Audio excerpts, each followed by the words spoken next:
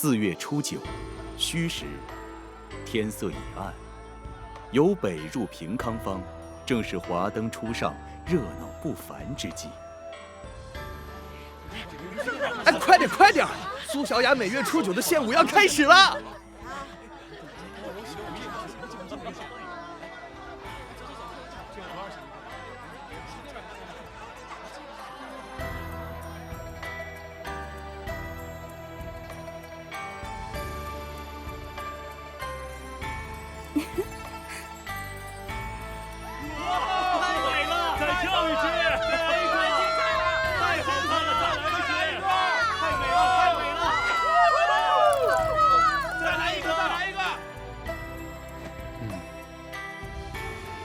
正卿，人带到了。陈弘文见过正卿，在下不才，愿随正卿左右，效犬马之劳。求着在我手下做事的人多的是，你不过鸣京及第，若论才学，恐怕这辈子都是轮不到你的。啊，也罢，念你有诚意，回去等着吏部任命便是，可别让我失望啊。在下，不，属下谢正卿不弃，定不负期望。小雅的舞姿可是越发动人了。一枝红艳露凝香，云雨巫山枉断肠。借问汉宫谁得似？可怜飞燕倚新妆。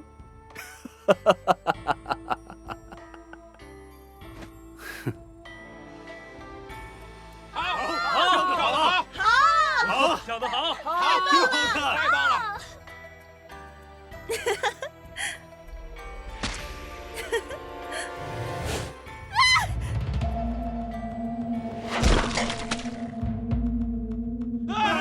死人了！快跑！事情，快跑！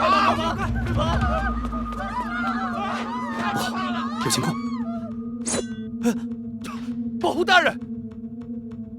正卿，此地不宜久留，我们还是回府吧。真扫兴！啊！姑娘，愣着干什么？快跑啊！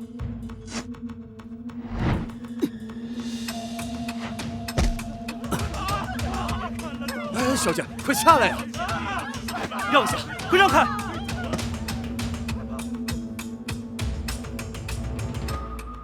奴坚持穿心脏，已经没心跳了。穿黑衣服那个，站住！站住！嘿！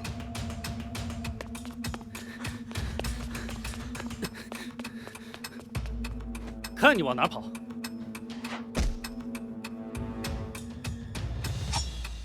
束手就擒吧！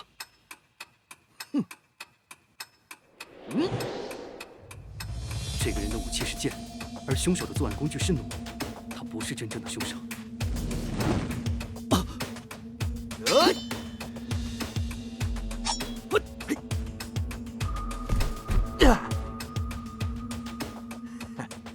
速度和力量都还不错嘛，是要逼我动真格的。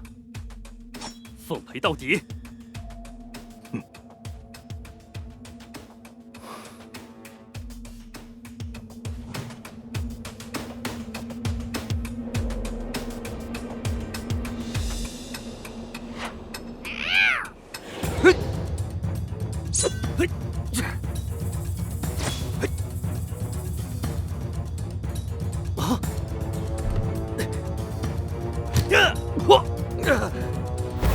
不陪你玩了。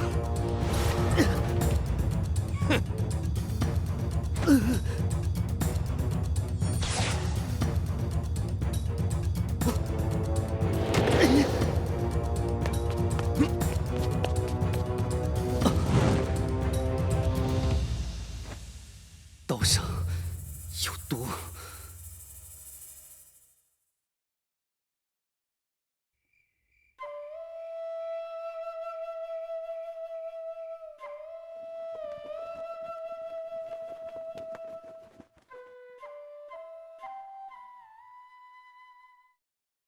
真的只能这样，你就不害怕？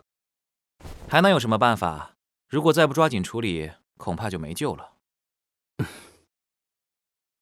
那来吧。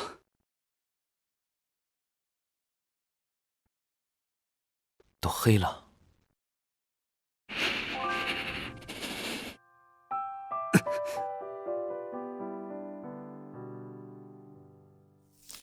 忍着点儿。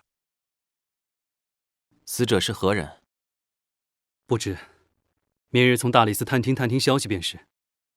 只是我交手之人也并非刺客，他鬼鬼祟祟，似乎另有企图。那伤你之人可跟你最近在查的案子有关？这就真不一定了。我所知，萧无极还真是暗中养着一些身手不错的精卫，伤人者暗器上涂抹的毒药并不常见。明日可以问问小多，兴许能知道些线索。啊，你认真的吗？对，就是他。那你自己去问吧。见到他，我浑身难受。行了，早点休息吧。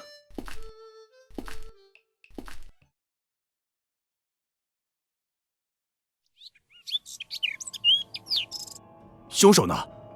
真的就没一个目击证人？我们已经在尽力搜查了。李从简以戴罪之身到长安，呈与圣上密奏，却在进宫前一日遭人暗算，惨死平康坊。想必二位大人也觉得蹊跷吧？所以啊，要是皇上知道了，必定大发雷霆。不查出些眉目，我可怎么向皇上奏明此事啊？卢中书息怒。对了，二位大人可曾见过这种武器？没有见过。是什么？兴许我能见过。见过诸位。哦，正好，你来看看。说真的，我可能还真有点印象。是什么？一时半会儿想不起来。容我回兵部好好回忆回忆，查些资料，说不定能想起来。行吧，那就烦请各位分头行动。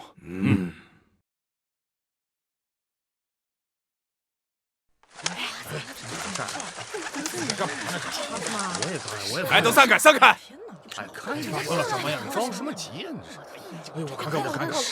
偷东西！哎，麻烦让让！哎，这道，这道。怎么了？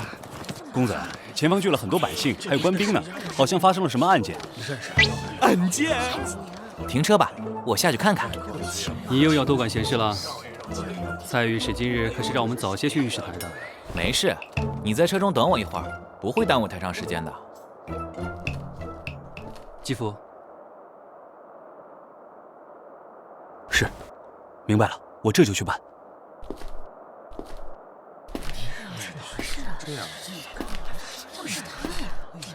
案件已经真相大白。前几日你想让屠夫王毅帮你磨刀，但他不仅没帮忙，还数落你不会用刀。你气不过，便与王毅打了一架，最后被他揍得鼻青脸肿。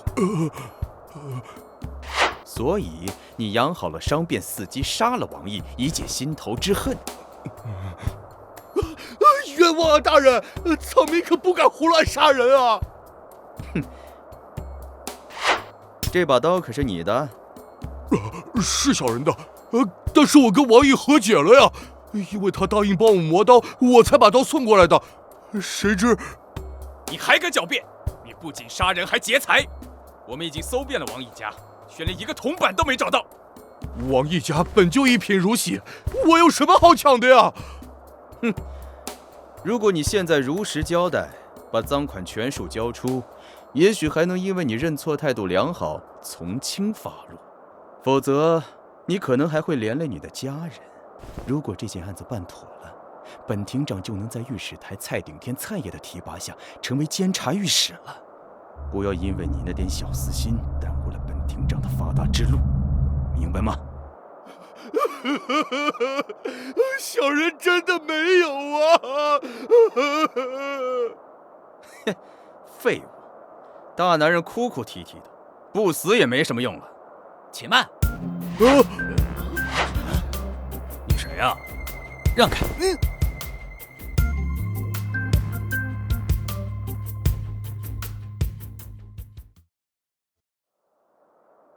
喂喂，哪儿来的无知小辈，竟敢打断本官办案？喂，跟你说话呢！我去，这么拽，这小子竟然敢无视本厅长！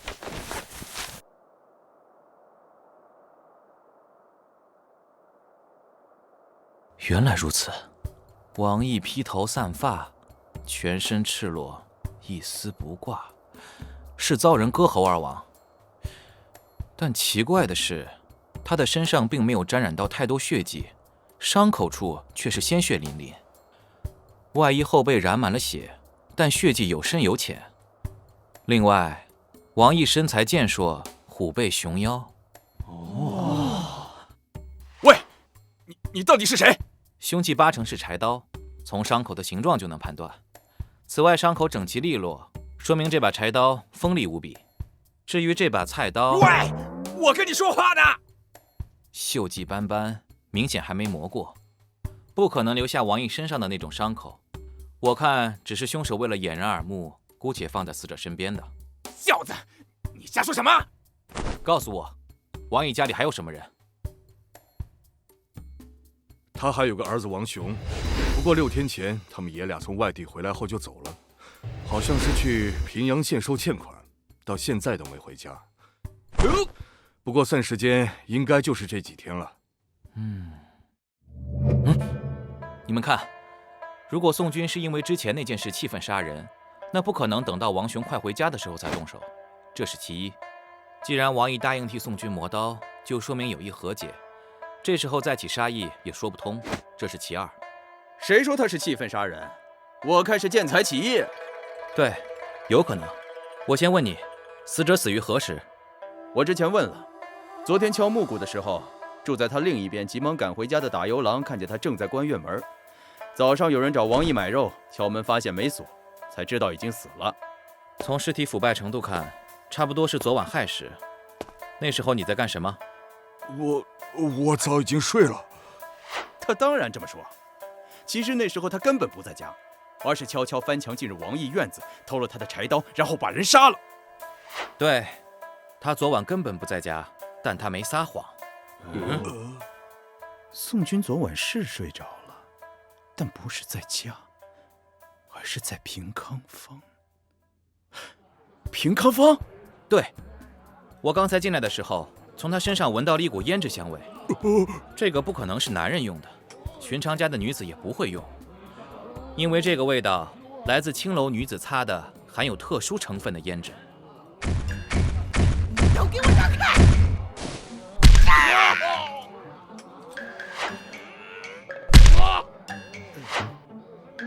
他身上，好你个王八蛋，竟然趁着我要回娘家的机会出去偷香！看我不打死你个没良心的！这公子竟然对风尘女子之事如此了解，就是说，大胆妇人，你以为这是菜市场吗？扰乱命案现场，阻扰本厅长办案，当心抓你一并治罪！都给我跪下！言归正题，退一万步讲，如果他是真凶，早就把这件事讲了出来。等到仵作查出死亡时间，他就有了完美的不在场证明。宋军始终没说，可见他压根不知道王毅死于何时。哎，对，请厅长大人您明鉴呀！这个没良心的胆小得很，杀鸡还行，杀人是绝对不敢的。看你分析的头头是道，那你倒是说说，凶手是谁呀？现在还不得而知，不过如果我能进屋看看，大概就有眉目了。让他进去，倒是看看你能看出什么花样来。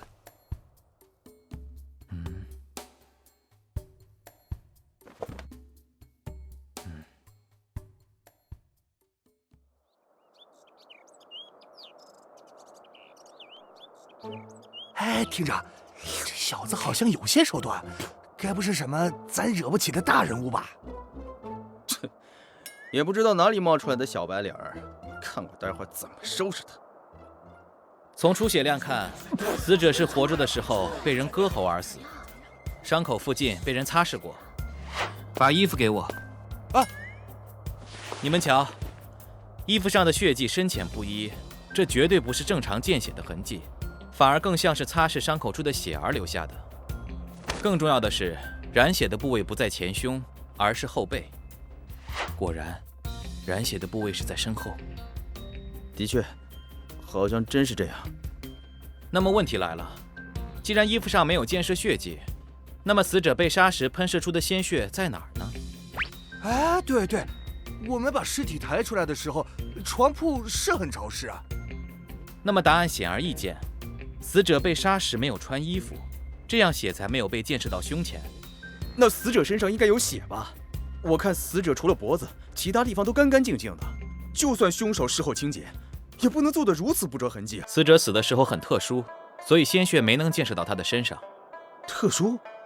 当然这么说不准确。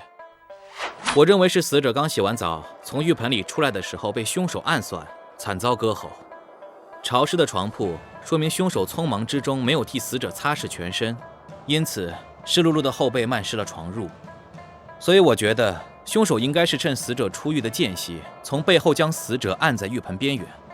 胸前这道压痕就是这么来的，然后用柴刀从身后将死者喉咙割破。这样一来，用衣服捂住死者的伤口，然后把他搬到床上，再清理浴盆内溅射到的血迹就行了。之后顺势把血水倒掉，屠户家中血腥味重，随便处理一下，一般人也是无法分辨的。那么凶手到底是谁？能在死者洗澡时自由出入，甚至可以随心所欲地在他背后下手，凶手只可能是王毅的儿子王雄。我猜测，他白天乔装回到家中，诱骗老父亲替他保密，然后半夜杀人清理现场。陈忠想起来以后，卷走家中财物，乔装混出城外，凶器多半也被带走了。至于动机嘛，那就是你的责任了。慢着，你说的挺有道理，但毕竟都是你自己的猜测。抓不到王雄之前，只好请你和宋军跟我走一趟了。住手！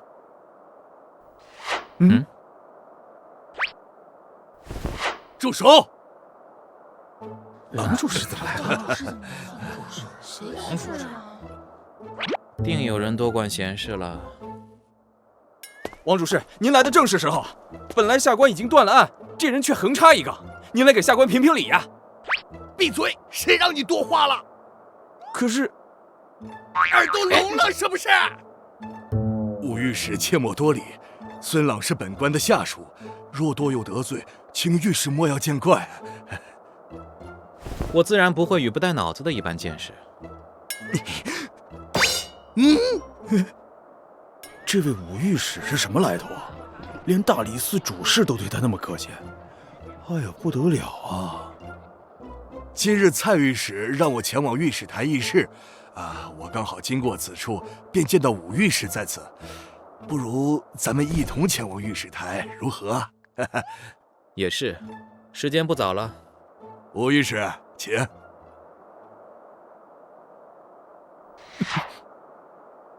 破案不是靠猜，是靠这里的。王主事，等等！舅舅啊，这个人到底是谁呀？你干嘛对他那么客气？你个蠢货，你差点前途不保，知道吗？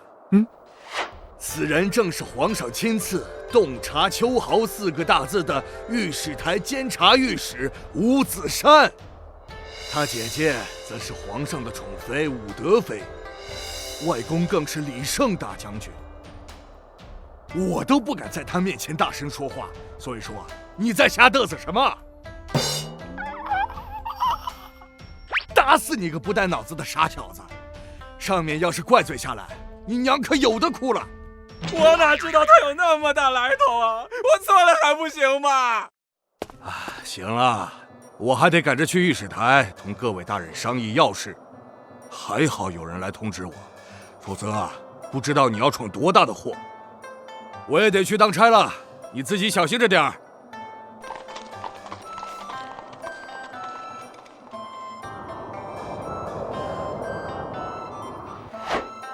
当初可是舅舅把我从乡下叫上来的。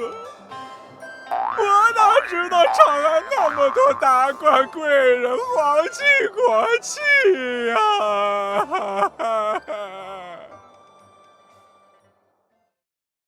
下官王振海，吴子山，歌方鼎，参见蔡御史严少卿。少卿。有劳严少卿、王主事专程跑一趟。蔡公言重了。既然卢中书命御史台会同大理寺调查李从简遇害一案，蔡御史又是前辈，我们前来也是理所应当的。王主事，你将昨日仵作的检验结果向各位汇报一下。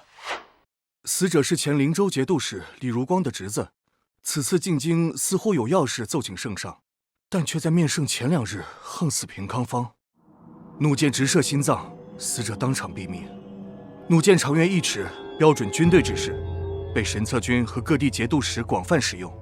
箭头有毒，可能是凶手怕一击不中，做的2手准备。昨日大理寺也连夜在潭月楼做了一番问询。案发那日，李从简与人一同到潭月楼寻欢作乐。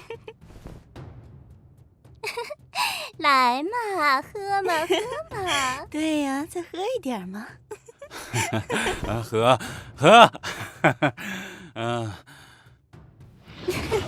新的酒菜送来了，多喝一些。银珠、银铃，妈妈让你们2个下去一趟。啊，似乎有什么事要交代。哦，公子，那我们去就回啊。快去快回。陪酒的银珠和银铃2姐妹被送酒小厮支走，当时房间中就只剩下李从简及那位不知名的小厮。然而银珠和银铃找到妈妈之后才知道，妈妈并没有找过他们。紧接着李从简便遇刺身亡，所以凶手最有可能的就是那名送酒菜的小厮。那名小厮的身份可有查明？我们确有沿着线索往下查，只知他是案发前1日才被潭月楼聘用，所提交的宫宴也是伪造的。那就是说查不到他的身份喽。目前的线索已经断了，但我们找了画师，正根据描述在画画像。对了，刚刚听你说李从简是同他人一起去的潭月楼，他的同行者呢？没有嫌疑吗？他的同行人叫朱子婷，是屯田员外郎朱晓之子。就是每天吃喝玩乐，差点被他爹逐出家门的那个朱子婷？正是。那案发之时，他又在哪儿呢？据说他刚到潭月楼没多久，就发现肚子不舒服，不到半个时辰就去了3趟茅房。案发当时，他正在茅房。他的说辞也得到了很多人的证实，应该不假。就他那德行，跟凶杀案应该扯不上什么关系。刺杀李从简的凶器，今早已经交由兵部核查，但给司侍郎之前，我命人做了一张图纸。正是此物。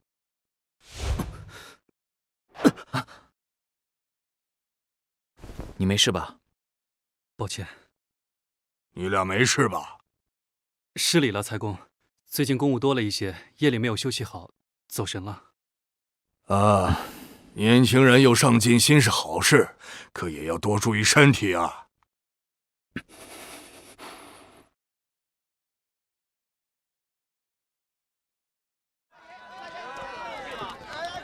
驾！你是不是发现了什么？那个图纸上的箭头，我见过。你见过？这个是？这是如月留下的。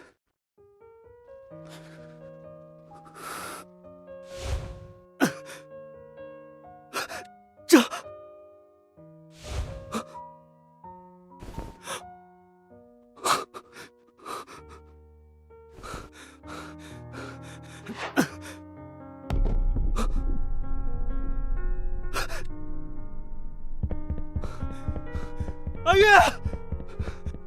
醒醒，如月，别吓我！阿月，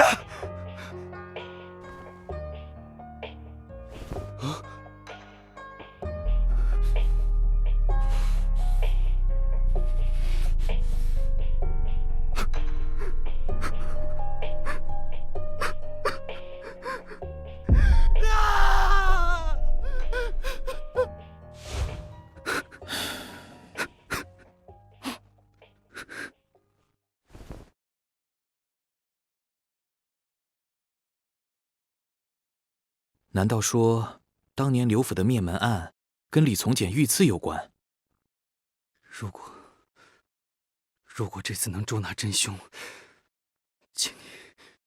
请你一定要帮我。放心吧，我答应过你的事情，就一定不会食言。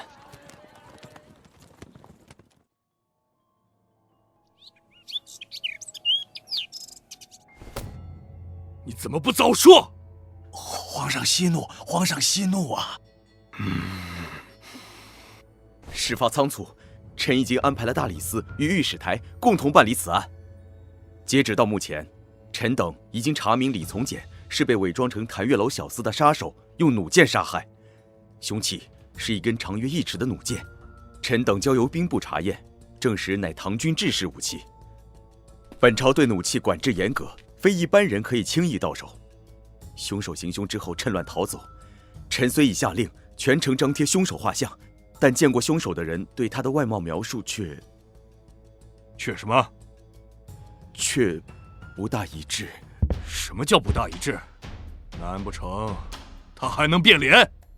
凶手布局缜密，计划周详，绝非简单仇杀。这还用你说吗？朕难道听不出来？堂堂天子脚下，一个大活人没了，凶手还抓不到。真不知道你这个宰相是怎么当的。臣知罪。给你1个月时间，都给我查清楚了，包括李从简这次进京究竟要告诉朕什么？说不定这才是李从简被杀的原因。他接触过的亲友、随行仆从，一个一个的排查，务必给朕问清楚。臣领命。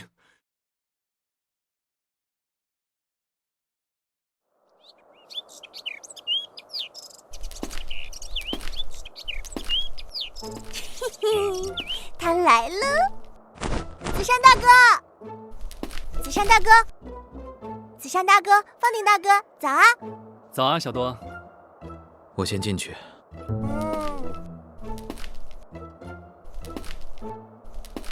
这人真是没救了，这么大岁数了，还一点长进都没有。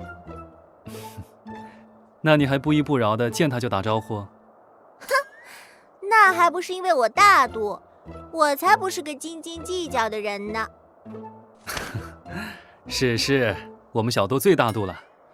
等会儿我进去好好说他就是了。哼，吴子山，你就是个木头。哼。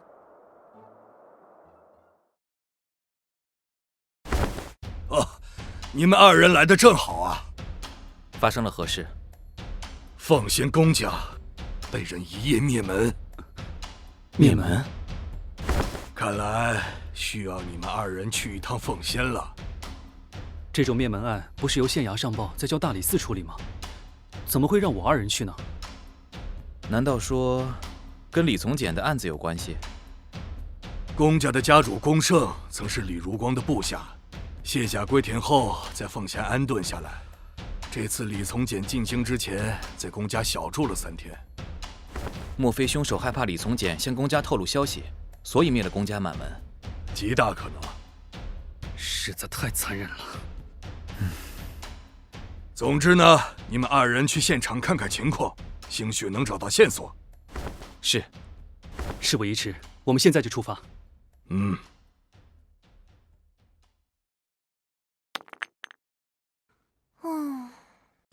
你叫我啊？这里还有别人吗？怎么？跟我们一起去。哦。我们要去奉仙查起案件，子山的意思是让你一起去。哦，这时候就想起我了。谁让你厉害呢？要走就赶紧的，别耽误时间。这次还是老规矩。好，老规矩好，我这就来。小多也真是好哄。小多走慢点儿，别摔着了。子山大哥，等等我。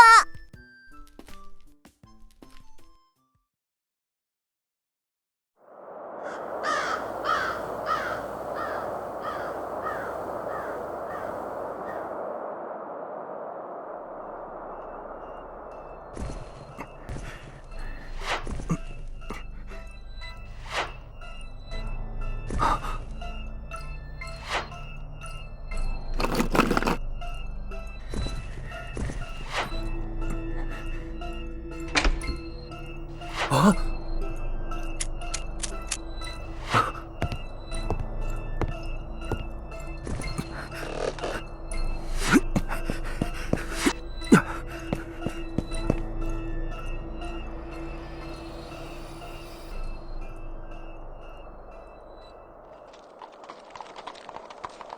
切！这凤仙县不仅没人气，连气温都比长安冷不少。怎么哪儿都关着门？凤仙县的老百姓都干什么去了？哎，对了，你们有没有听到什么声音啊？好像有人在唱歌。这路上连个鬼影子都看不到，哪会有人唱歌啊？或许，万一就是鬼唱歌呢？怎么有股烧焦的味道？哇，你们快看，发生什么了？那里好像着火了。那个方向是功府，过去看看。好。哎，等等我！火势这么大，必须找更多的人帮忙，才能控制住火情。方鼎，我和小多到附近找人帮忙，你赶紧到县衙去一趟，让官兵们也赶紧来。是。开门，旁边着火了，能跟我一起去灭火吗？开门啊！请问哪里有水井和水桶？要尽快阻止功府火势蔓延。快！快！这边往这边，这边，过去！来了，这边，往上，小心！快接上！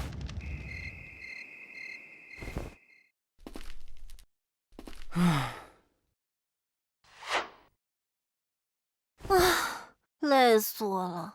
本县县令张全有礼了，不知三位大驾奉先，实在有失远迎。远迎倒不必了，只是这功府为何会突然起火？张县令可有查到线索？现场有很重的煤油燃烧的气味，属下觉得应该是有人故意纵火。功府灭门命案发生后，我们对功府曾进行过一次搜查，并未在府内见到如此大量的煤油，想必是有人在不久之前才带进功府并纵火的。啊！灭门！紫山大哥，这是怎么回事啊？你倒是说说话呀！方鼎大哥，原来姑娘还不了解案情嘛。张县令不必介意，这次被派来协助调查的人是我俩，不是他。啊，原来是这样。说来，之前灭门案的凶手可有缉拿归案？还未。功府上下共43口人，我们在现场也找到了43具尸首，看来应该是被仇家寻仇，一夜间满门被屠。一夜间43人被屠？是啊。报告县令，可疑的地方已经搜集好信息，危险的区域也已经拆除或进行了隔离。那留下4个人值守，其他人回衙门。是。时间不早了，我们3人也找个客栈先行投宿，明日一早再到县衙叨扰。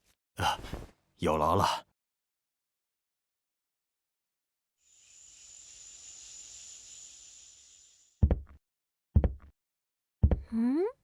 怎么一个人都没有？谁啊？那么欠啊！饶老子亲嘛！还有客房吗？3间。哎呀，3位客官，住店呢？是的，刚才我已经说过了，3间客房。有的，都空着呢。现在我就领着3位去。这3间啊都是上好的客房，您几位早点休息，我就不打扰了。要是需要酒菜宵夜，您叫我便是。等等，问你些事儿。问事儿？小的是个没读过书的，哪能有几位爷知道的多呀？回了我的话，这些就是你的了。客官尽管问，我知道的我一定说。进屋说，你们2个也坐。哦，你也坐。坐就不必了吧，我们这种粗人站着回话便好。也罢，我就问你，为何这镇上天都没黑，就全部关门闭户了？这还不是因为，因为公家那事儿吗？现在都没人敢来奉仙，要是再这样下去，我恐怕就要失业了。难道奉仙以前没发生过命案吗？为何如此恐怖？也不是没发生过命案，是没发生过这么诡异的命案。都几天过去了，官府不也迟迟抓不到凶手吗？依我所见，这起灭门案压根儿就没什么凶手，根本就是妖魔索命。妖魔索命？哎，难道有什么故事？那是16年前的一天晚上。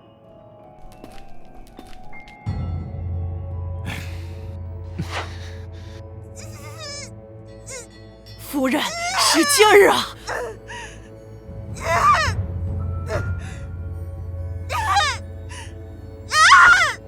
夫人怎么流了这么多血？怎么办啊？你愣着干嘛？再去端盆水来，纱布，再去多拿些纱布。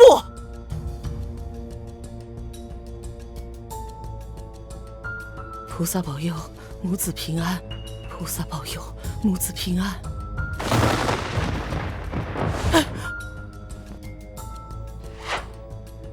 公家儿媳难产，已经生了2天2夜都不见孩子落地，眼见这是叫母子不保啊！俗话说，天象异象，必有大祸。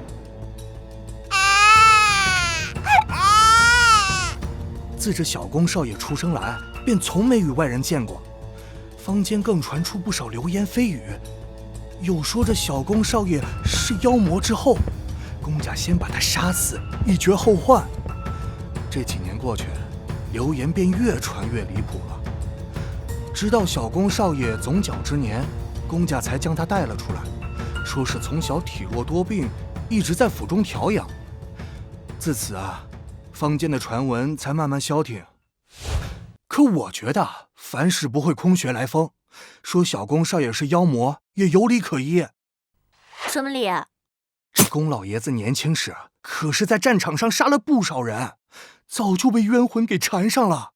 听说仵作验尸时，那小公少爷嘴里还含着一些肉，都是从公家那些人身上咬下来的。好恶心。再多的小的也就不知情了。那你便去忙吧。好嘞，那各位客官早点休息。对于这个传说，你们怎么看？是挺诡异的。我们各自早点休息，明日还得去县衙办案。凡事眼见为实，耳听为虚。这间房就留给小多吧，我用北面这间，方鼎便去南面。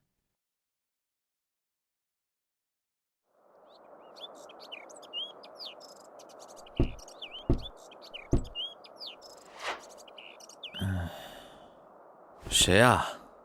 我是张县令的手下，有要事向武御史禀报。请进。张县令让武御史尽快赶往县衙，因为有人投案自首了。投案自首？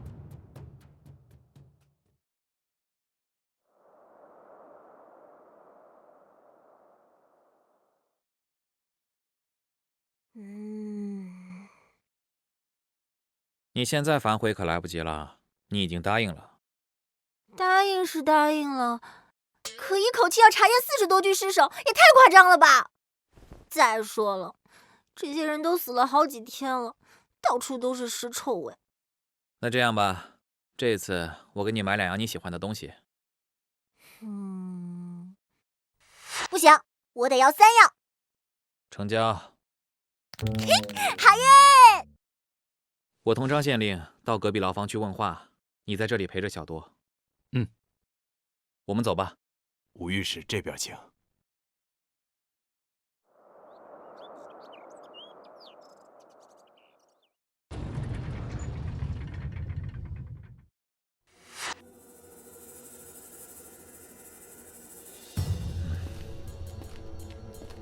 灵芝旨，阵阵公子欲借灵犀，灵芝定，阵阵公姓欲借灵犀，灵芝角，阵阵公族欲借灵犀。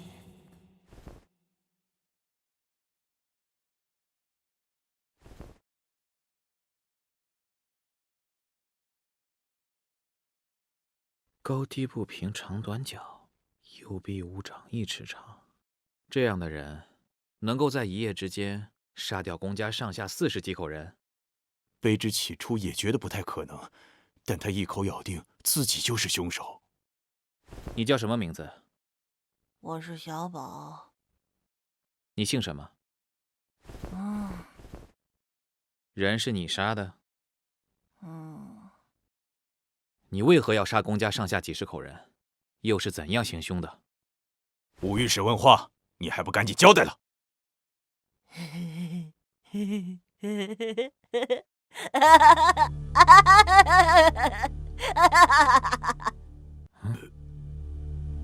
因为我恨他们呀，恨他们呀！我生下来就这样，父母嫌恶，便把我扔在公家伙房做工。他们所有人对我都不好，成天骂我、侮辱我，有时候还打我。我恨他们，我恨这家所有的人。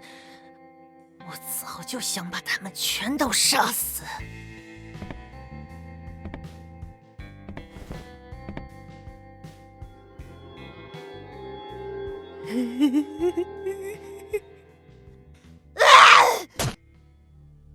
杀了人之后，我用小刀阉了老太爷，我用刀把太夫人的衣服划得稀巴烂，还不小心弄破了她的肚子。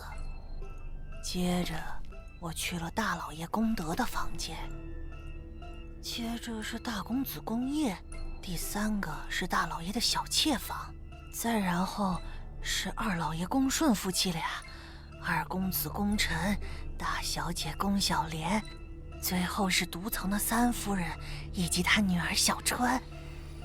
之后就是管家老霍一家，看门的公望、公才兄弟，全家所有的家丁婢女，我一个都没放过，连原本不住在公家的买菜做饭的文嫂我都杀了。其实我本来就不打算跑的，只要把公家人全杀了，我是死是活也就无所谓了。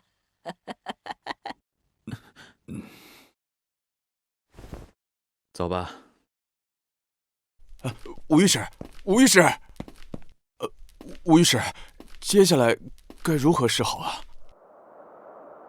小宝对作案细节十分清楚，案发时他应当在现场。如果杀害公家全家的凶手就是杀害李从简的幕后黑手，那他有没有可能与小宝达成了某种交易，帮助小宝杀死他憎恨的公家全家，但小宝必须成为替罪羊？不，这说不通。幕后人是职业杀手，他既然能够在谭月楼神不知鬼不觉地杀死李从简，就根本无需留下小宝这个活口。所以一定还有其他原因，也不知小多那边能否查出什么有用的线索。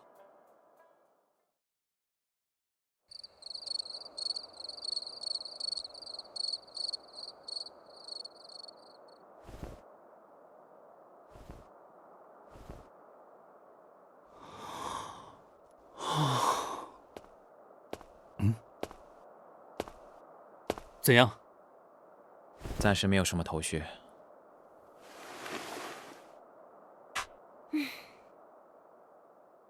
所有尸首我都大致检查了一遍。什么叫大致检查了一遍？难道没留下什么重要线索？若真要一一细致检查，你先给我半个月时间。那有何发现？所有人都是被剪刀刺穿喉咙而死的，跟县衙仵作的验尸结果一致。但他们在死前都中了毒。中毒？就是这个，看，这是什么？这是产自西域的一种药物，名字叫做五星麻。单从外观看来，很容易跟普通的茶叶混淆，它具有致幻作用。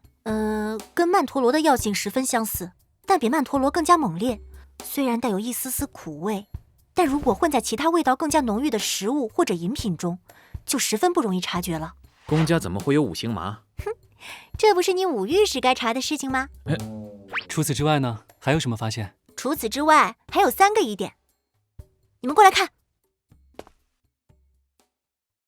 鞋子到了这么多。这具是公家大少爷宫夜的尸体。堂堂公家大少爷，为爱护备至的麒麟子手上竟然都是老茧，这确实说不过去。再加上他脚上那双鞋，打了那么多，真不像他本人的。难道说这具尸首根本不是宫夜的？这可能是个替身。你们过来看看这个，这是宫家的一个婢女，名叫翠萍。这具尸首看上去似乎并没有什么奇怪的。他的尸首奇怪的地方就在于不够奇怪。宫家所有人的尸首都遭到不同程度的损坏，男性不仅全部被阉割，还有不同程度的咬伤和刀伤，女性亦有不同程度的咬伤和刀伤，而唯独这个翠萍尸身完整。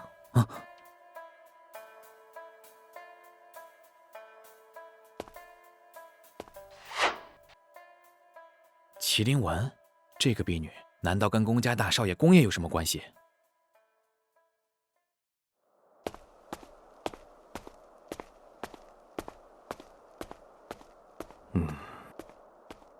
好饿呀，好饿呀！到了客栈，我要把所有菜都点一遍。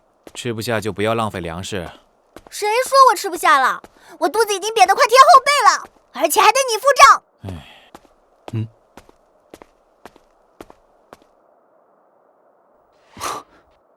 怎么了？没什么。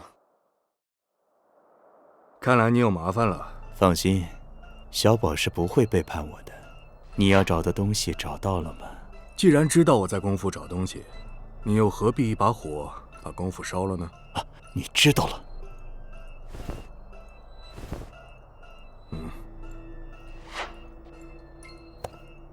我劝你少耍花招。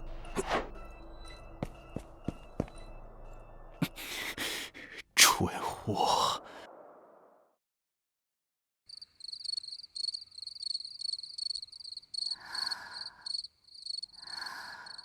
这是宫家灭门案所有相关的卷宗，还挺多。那当然，宫家一共43口人，每个人的死亡时间、尸体位置和姿势、致命伤以及其他伤口的情况都一一记录在案。倒是小多发现的疑点，5座都没记录。段红棉曾经可是数1数2的大夫，帮助大理寺破了不少奇案。小多从小就跟着他，自然比一般仵作的水平要高出很多。你对你这位青梅竹马还真是了解。什么青梅竹马？我进国子监读书的时候，他连话还不会说几句呢。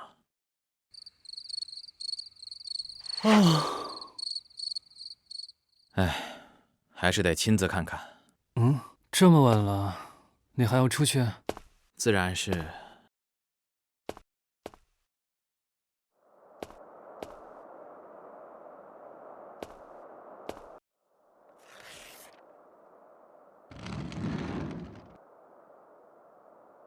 这算不算私闯民宅？这怎么能叫私闯民宅？顶多算得上私闯鬼宅。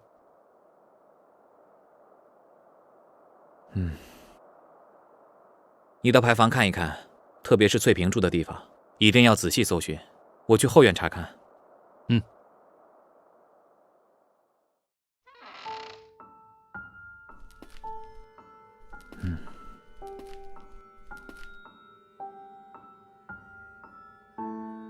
这些玩意儿价值不菲，看来宫胜这些年没少得好处。那李从简究竟告诉了宫胜些什么，才致宫胜遭遇灭门？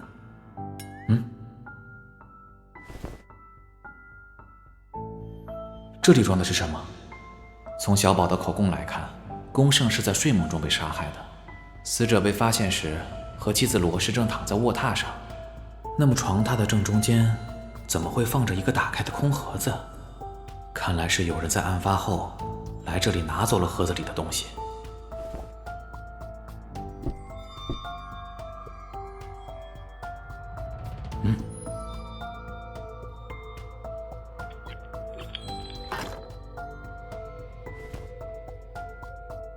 看来这会是个有用的线索。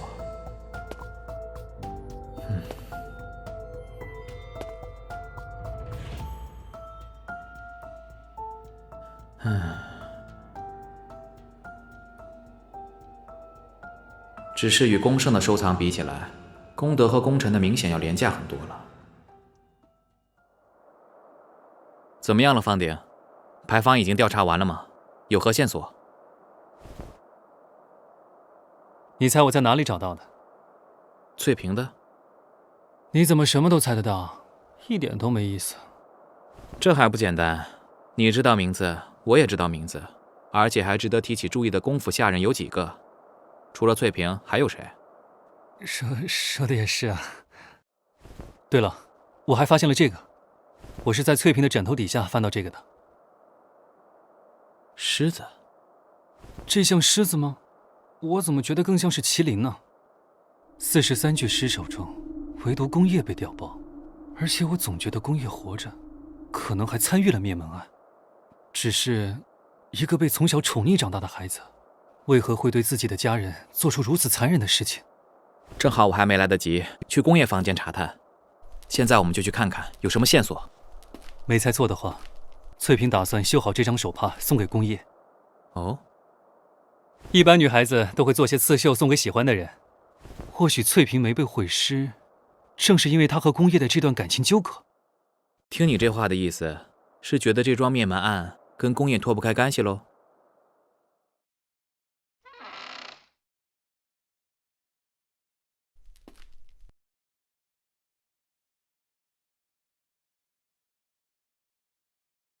还真是奇怪。怎么奇怪了？在这个喜好奢靡之风的家中，备受宠爱的麒麟子竟然如此简朴。我们先找找看有什么线索。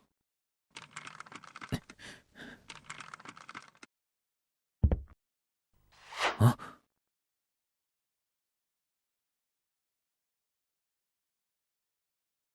这双鞋看上去很新，并没有怎么穿过。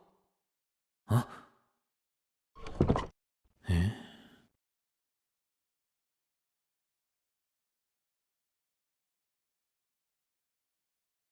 这家人还真是病态，这宫夜的每一件衣服上都有麒麟纹，就算想要强调他是麒麟子，也感觉太刻意了。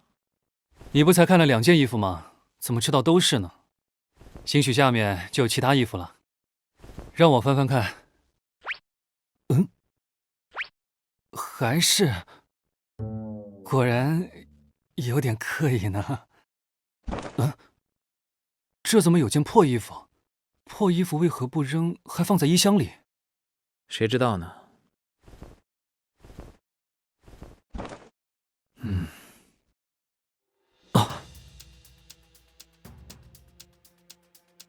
这是怎么回事？箱子下面尽是些烂衣服。我再翻翻看。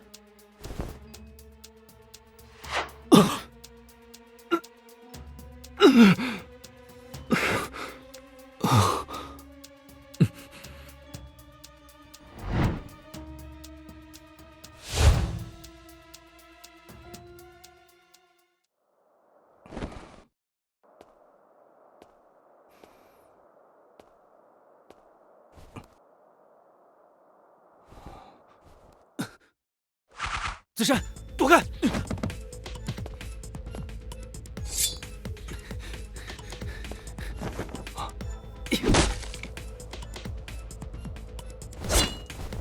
到底是谁？想跑？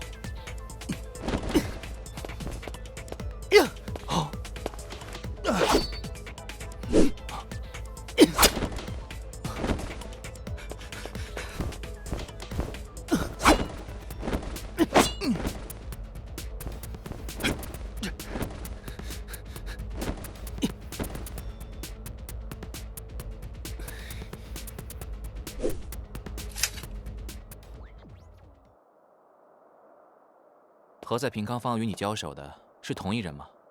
不是，此人轻功了得，而且善用暗器。善用暗器？那和杀死李从简的凶手会是一人吗？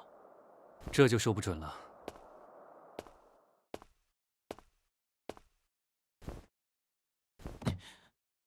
你看看这个，看上去只是普通的飞刀，但是刀刃上似乎也有毒，还是带回去让小多看看。什么？武御史的意思是现在就下令处死小宝？没错，就定3日后以谋杀罪问斩。最好让官兵巡街通告，让丰县县每一个角落都能得知此消息。可是没有吏部文书，下官不敢。又不是让你真的处死小宝，咱们不过是为了把真凶引出来。真凶？总之你照办就行了，责任我来负。身体力行的事，就麻烦你出手了。这都是小事情，你擅长断案，我负责抓捕，各司其职而已，有什么好麻烦的？各司其职而已。怎么了？确实可能是这样。啊，原来如此。公家灭门案，凶手已捉拿归案，鬼魅作乱，谣言已破。公家灭门案，凶手捉拿归案，鬼魅作乱，谣言已破。啊，真的是那小宝？不会是官府糊弄咱们吧？我看那小宝长得就吓人，也不像什么好人啊。那个孩子挺可怜的，可怜能杀人全家。公家灭门案，凶手已捉拿归案。兄台，想去哪儿？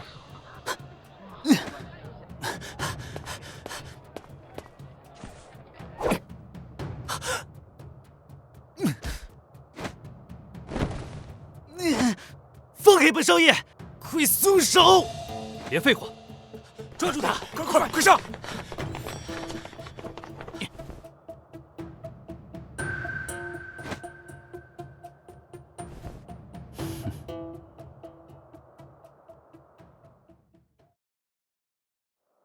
那个人就是宫夜吧？当发现公家尸首中宫夜的尸首被调包时，几乎就能断定此案与宫夜有关。而且小多曾说过，宫家人在死之前全部都中了毒。试想一下，小宝以烧火童的身份，怎么可能给全家下毒？宫夜是宫家长子长孙，若要下毒确实容易很多。只是为何你知道判处小宝极刑，能引出宫夜？因为他不放心。直到小宝被斩首，恐怕宫夜才会安心吧。纵然小宝甘愿成为替罪羊，但只要他活着一天，宫夜就一日不得安心。一旦小宝被宣判，他必定急于验证真伪。一个为了他连命都可以不要的人，难道还不值得信任？这个嘛，你们回来啦！刚才交给你的小飞刀，可知涂了哪种毒药？是五星麻。五星麻，不就是宫夜给宫家上下下的毒？这就说得通了。小多曾说过，五星麻产自西域，照理来说，足不出户的宫夜不可能得到这种毒药。现在看来，就是刺杀我和方鼎的黑衣人，在暗中协助宫夜。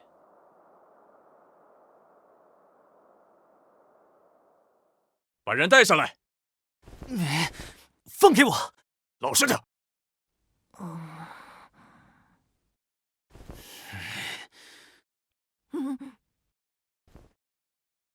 蠢货！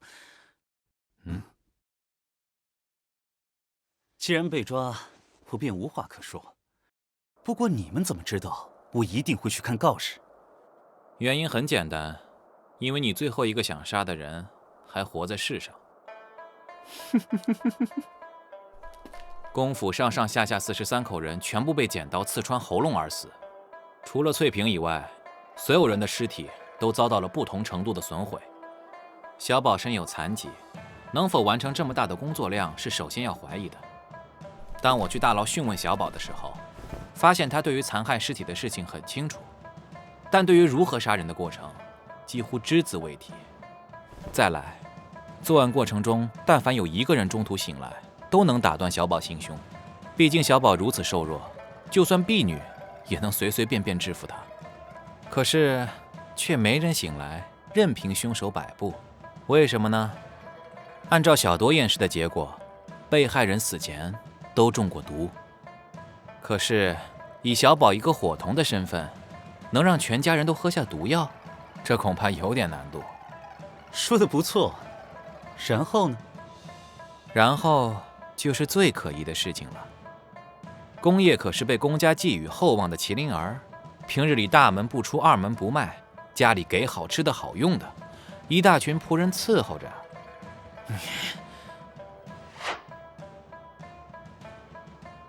可是我们在检查宫夜的尸体时，却发现他身上有很多旧伤，手掌上还有茧，甚至连鞋都不合脚。所以那具所谓宫夜的尸体，根本就不是宫夜。还有一个疑点，便是婢女翠萍。我在翠萍的房间里找到一个男人用的香囊，上面绣着一只麒麟，这极有可能是宫夜的东西。而翠萍正在做的麒麟纹手帕，也很可能是要送给宫夜的。所以翠萍得以保留全尸，恐怕正是因为她和宫夜之间有点什么。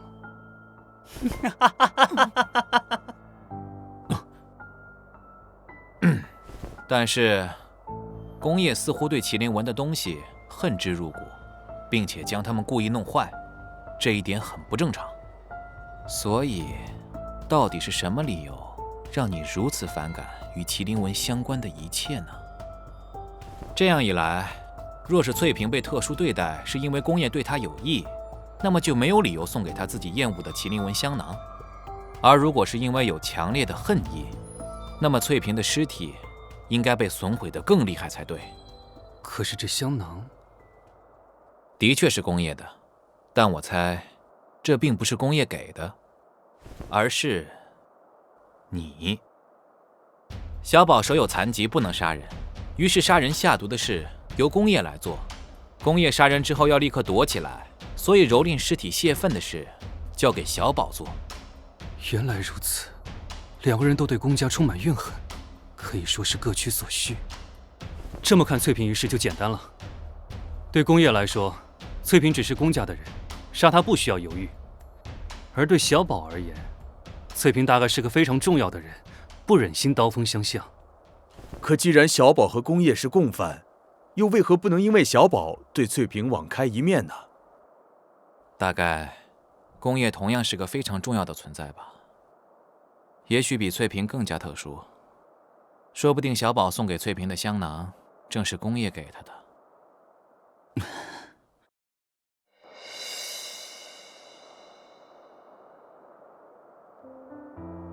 他们又打你了？习惯了。哦，你这香囊真好看。是吗？我可不觉得。我讨厌极了。既然喜欢，就送给你吧。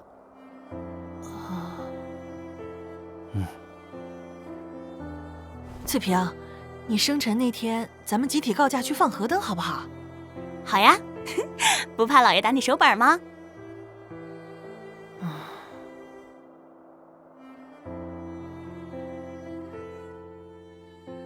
我不能把少爷给我的珠宝送给翠萍，万一被人知道了，肯定误会他偷东西。可是这香囊，翠萍，这个是我给你的生辰礼物。天网恢恢，我早就想到会有这么一天。我认，宫家满门43口，全是我杀的。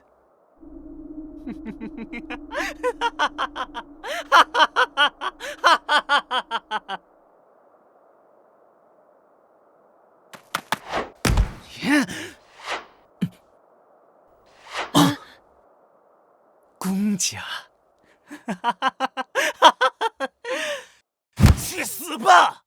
你知道老头子和功臣的房间什么样？随便给我点不值钱的金银珠宝，真正值钱的，他连碰都不让我碰。想这么打发我？可我这辈子全都毁在他们手上了。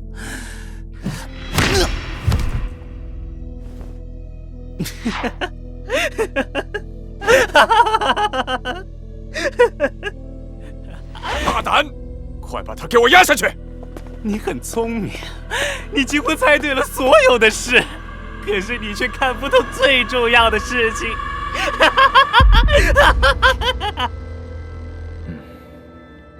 我还得问他一些事。进去吧你！吴御史，是谁给你的五星麻？他又为什么要帮你？你想查他们？放弃吧。你是赢不了的。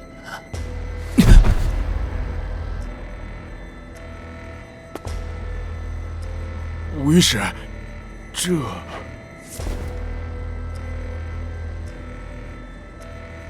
瞳孔已经涣散了，服毒自杀了。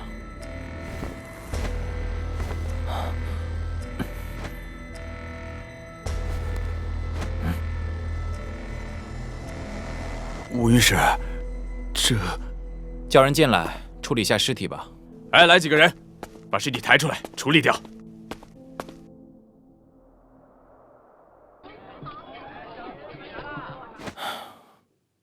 到底是为什么呢？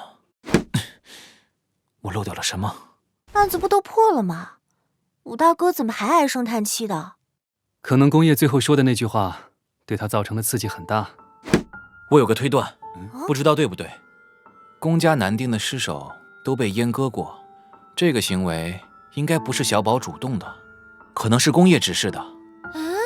你们真的没有发现宫夜有些奇怪吗？哪里奇怪？跟文公公啊、李公公啊之类的，是不是有点像啊？你是说他是个阉人？怎么可能啊？他可是宫家的长子长孙啊！是啊，再说了，我们不像武御史能经常出入皇宫，很难接触到阉人。我知道了，我知道了。他知道什么了呀？跟去看看。哦，宫夜，他死了，什么都没有了。宫夜没有死，因为你才是真正的宫夜。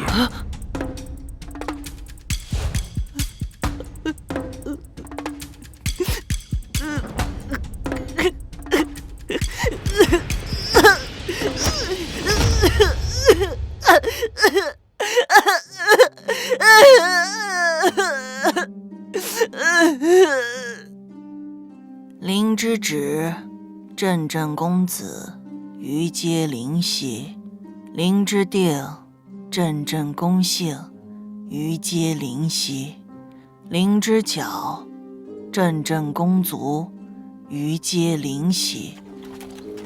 宫家千盼万盼生下来的长子长孙，却是个畸形儿。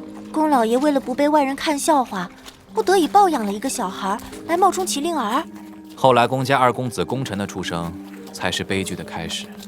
宫家有了功臣，就有了嫡传血脉。设身处地的想一想，为了不让庞大的家产外流，又能止住悠悠之口，最好的办法是什么？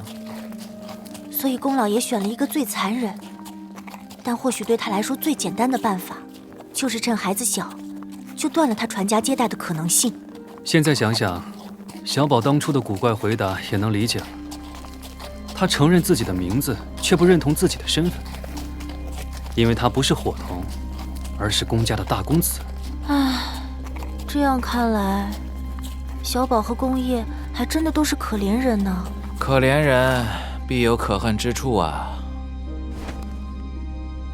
宫家灭门，会和这两样东西有关吗？宫夜又为何有这枚戒指？而黑衣人拿走的，又究竟是什么呢？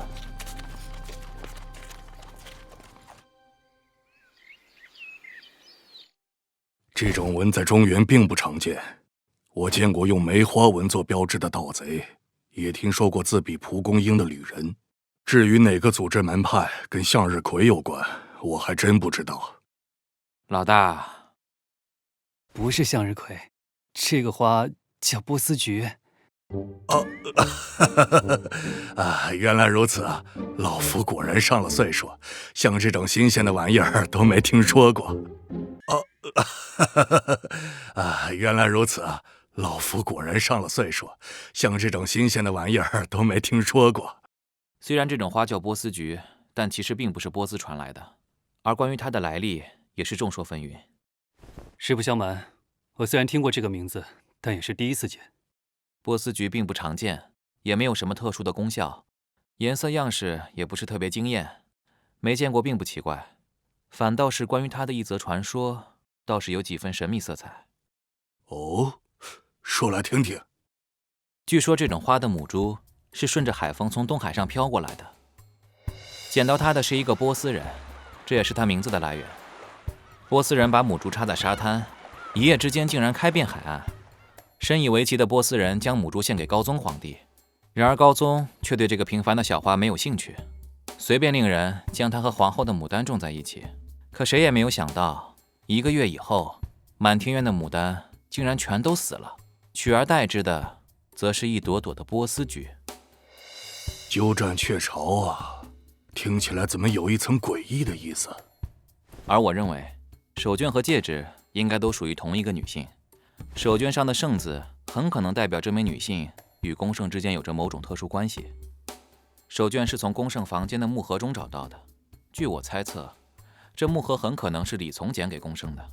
木盒中的重要线索已经被人拿走，若不是手绢藏在暗格中，恐怕也会被人一并带走。那手绢和戒指的主人会不会知道李从简和宫圣之间究竟有什么关系？或者会找到宫圣一家被灭门的关键线索？我也这么想。可是谁又知道这女人是否健在，又藏身在何处呢？说的也是。进来。蔡御史，兵部的司刑方司侍郎求见。请他稍等，我这就来。慢，将司侍郎请来，说我有要事商量。吴子山，戈方鼎见过司侍郎。上次蔡御史让我验的匕首，我已经验过了，来跟你说说情况。来，先别说其他的，你帮我看看这东西，认识吗？没见过，不认识。侍郎没见过手绢，想必见过戒指，不然怎么对放在正中心的戒指毫不在意呢？反而仔细端详压在底下的手绢。邢方啊，跟我可不能隐瞒，你见过这个图案吧？否则刚才的情况下，正常人应该先注意到戒指才对。哎，果然瞒不住你们。实不相瞒，我之所以对这个图案的手绢眼熟，是因为以前见过。在哪儿？这个罢了，告诉你们也无所谓，是在平康坊的谭月楼。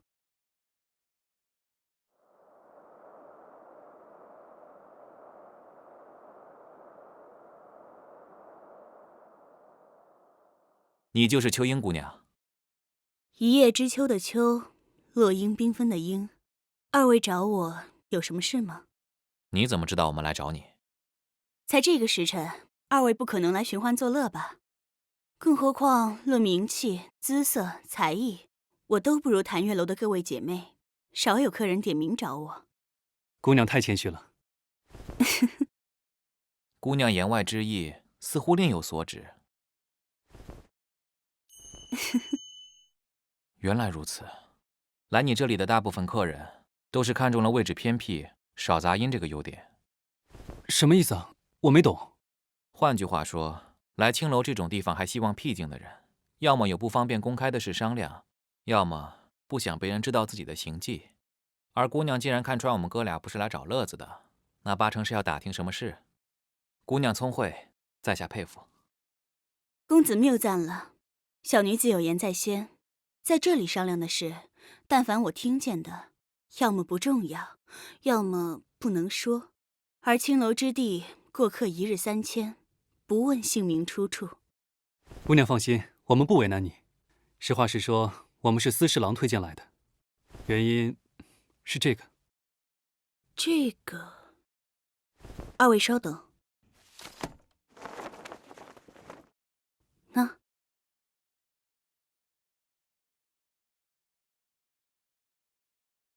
你这条手绢是从哪儿弄来的？宣阳坊东北角有个贵德布庄，名气不大，只做固定客人的生意。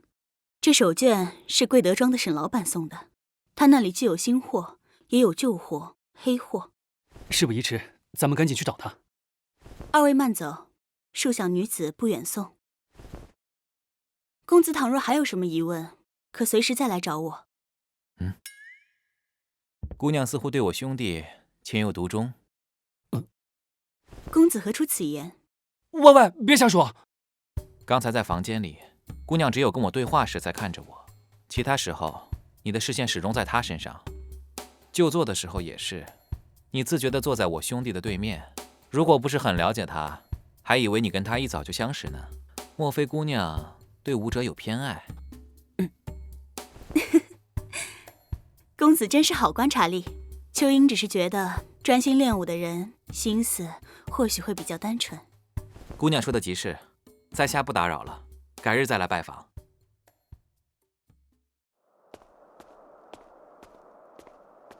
怎么了？似乎不太高兴。你在秋英姑娘面前说什么呢？突然调侃我。我只是想确定她比较喜欢咱俩中的哪一个，这样以后打听什么事，直接让你来就好了。有一些秘密，跟2个人说叫泄露，跟1个人说叫分享。到了。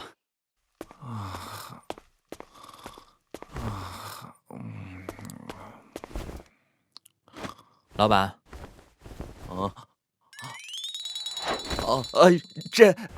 二位想买些什么呀？对不起，小店不卖这种手绢。沈老板是吧？是啊，我姓沈。咱们呢，明人不说暗话。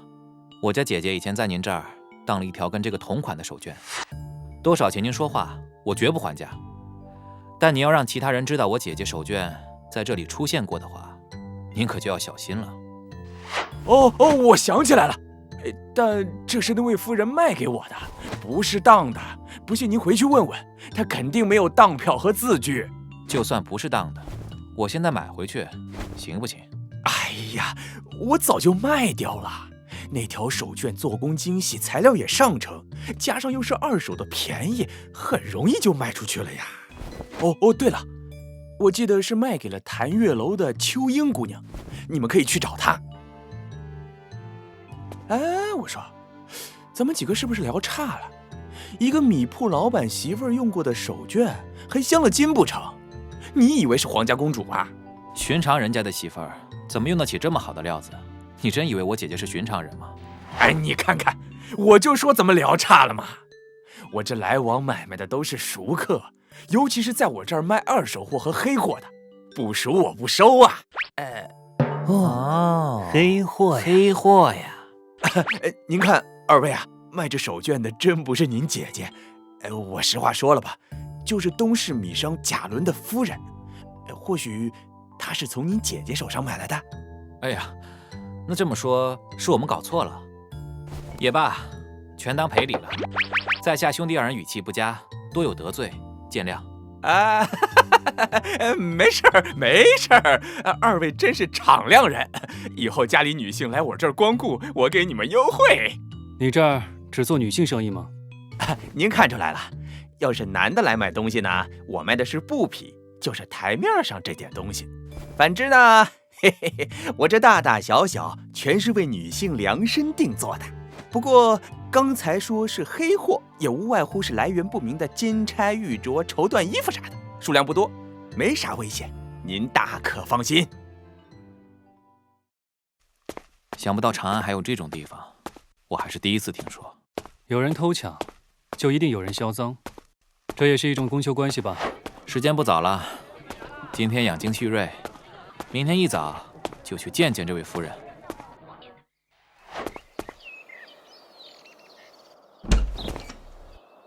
2位久等了。不知2位大驾光临，草民来迟，恕罪恕罪啊！2位御史若有事，大可传唤草民前去问话，又怎么好麻烦2位自己跑一趟呢？无妨，还请引见令夫人，我们想询问她一些问题。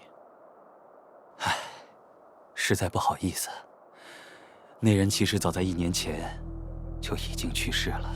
去世了？是啊，草民请了好些大夫给他诊治，也最终请节哀。不知令夫人是死于何种疾病？也不是什么疾病，精神状态不是很好，然后自缢身亡了。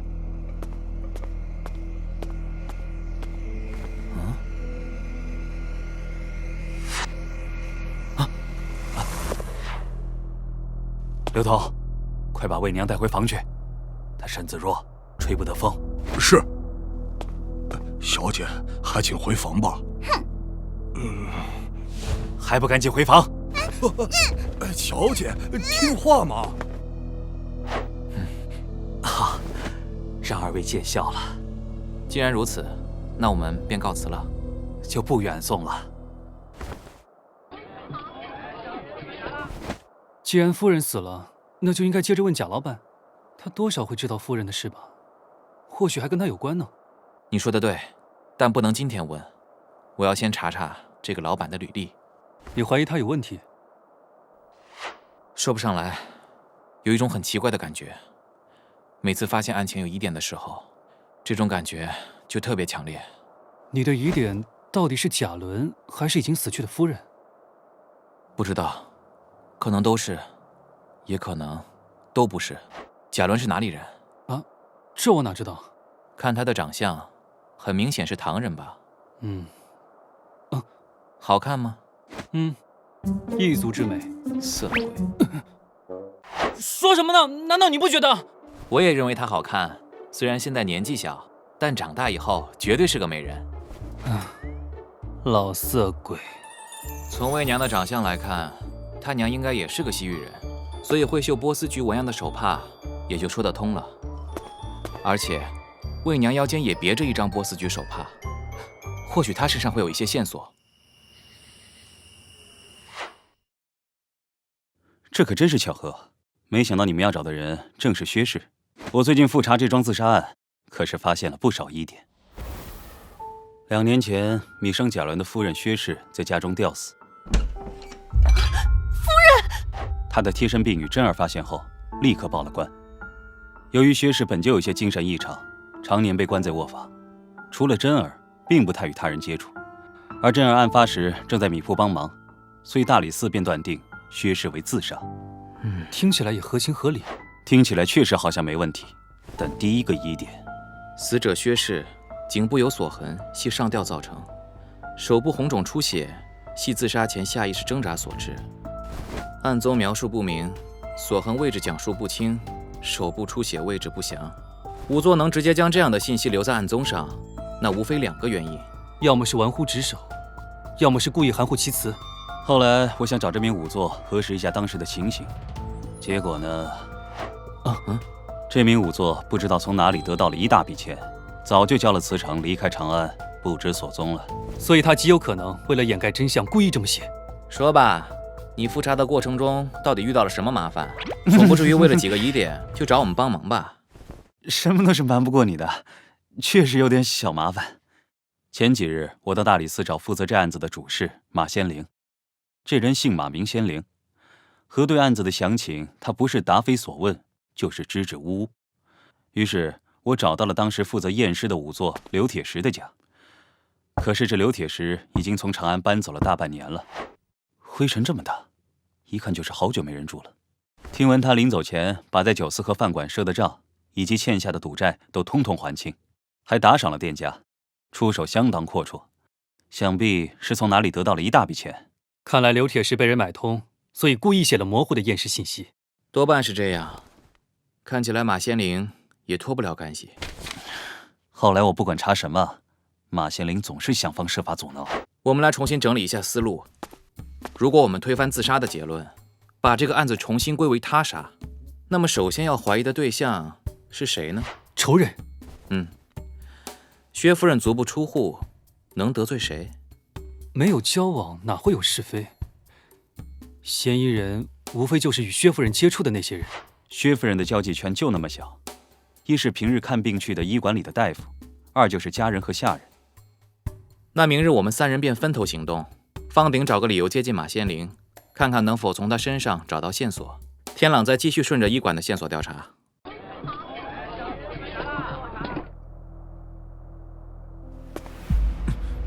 请问这贾府是发生了什么事？为何来了这么多官兵？无可奉告，闲杂人等都让开。好像是发生命案了，贾家是被人诅咒了吧？哎，去年这家夫人不是刚死吗？御史台，可以让我进去看看吗？御史请。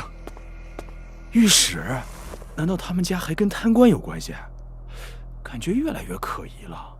本次案件的负责人是谁？正是大理寺马先灵马主事。马先灵，不正是阻挠天朗调查薛氏自杀案的那位吗？看来如今这份差事，很可能是他主动争取来的。需要我去把马主事请来吗？不用了，我随便看看。你赶紧去忙吧。是。录完口供的，快去通知其他没来的人过来。昨夜你在哪里？回官爷话，老妇这几日告假回家探亲，今天上午方回到府中。听说老爷死前中了10几刀，或者20几刀。你们见过尸体吗？都是大家传的，谁知道具体是什么样？不过，你们觉得会不会是夫人回来索命了？哎呀，你瞎说什么呀？我还听说，老爷最近打算纳一个小妾。你们想想，夫人才刚刚死了1年，老爷就要纳妾了，也难怪夫人的冤魂会找上门来。这事儿你们都知道？我不知道，从没听说过。还有个怪事，是我刚刚在牌坊录口供的时候听说的。昨晚老爷请了赵家钱庄的老板和李家布庄的大少爷到家中喝酒，完后2个人就留宿在老爷房间对面的客房了。照理说老爷身中那么多刀，应该也得喊个救命什么的，可李少爷说自己彻夜失眠，竟然没听到任何呼救声。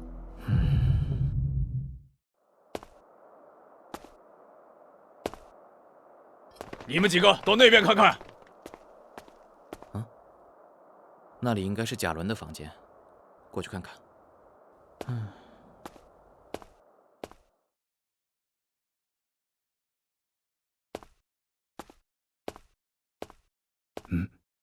不知您是？监察御史吴子山。哦，吴御史。我过来看看死者。御史请自便。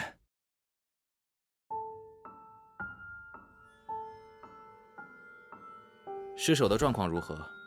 贾伦全身共计中了13刀，胸口中了3刀，其中左胸1刀，右胸2刀。左胸上的1刀也没有刺穿心脏，然后腹部中了8刀，左臂和右肩各1刀。最终，贾伦死于失血过多。凶手并不像是专业杀手，倒像是为了泄愤而在贾伦身上连刺数刀，仇杀的可能性比较大。凶器是这把短刀吗？对，伤口我一一排查过，都是由这把短刀所致。凶器就地取材，临时起意的可能性比蓄意谋杀要大。不过这螺旋纹是不是有点像追龙尾？死者的死亡时间？从尸体的状况来看，应该是昨晚亥时被杀害的。房间里似乎发生过轻微争斗，并不激烈，被害人很快被制服了。最了解贾府中各项事务的人是谁？应该是管家刘统。让人去把刘统叫到前厅，我有话要问他。是。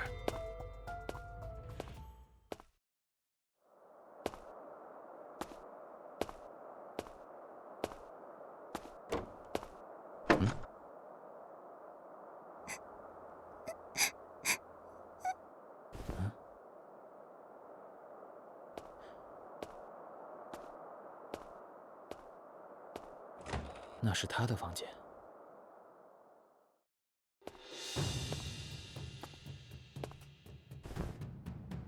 小人正是刘统。真是快呀，没想到我们又见面了。你是第一个发现尸体的人？是，大约卯时2刻的时候，小人来叫老爷起床，才发现老爷被人杀害了。这东西可是贾伦房间里的东西？不错，是老爷收藏的，据说是北边的一位大客户送的，乃出自名将之手。此话当真？当然啊，不信你问府里的丫鬟家丁，很多人都见过的。不，我是问，这真的是从北方而来？这事儿老爷只告诉过我和二爷，您一问便知真假，小人不敢胡说。二爷是？哦，老爷的弟弟贾平。把贾平带过来。诺。在下正是死者的弟弟，名叫贾平。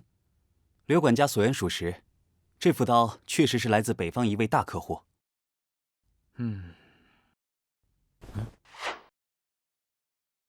蜡子。